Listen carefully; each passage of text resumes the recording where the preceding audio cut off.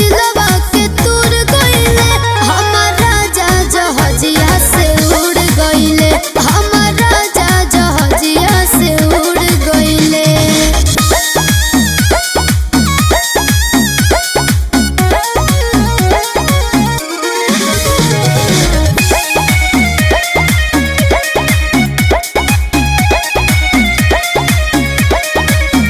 कैसे काटब बिना उनके रतिया, इहे सोची तो धड़केला छतिया।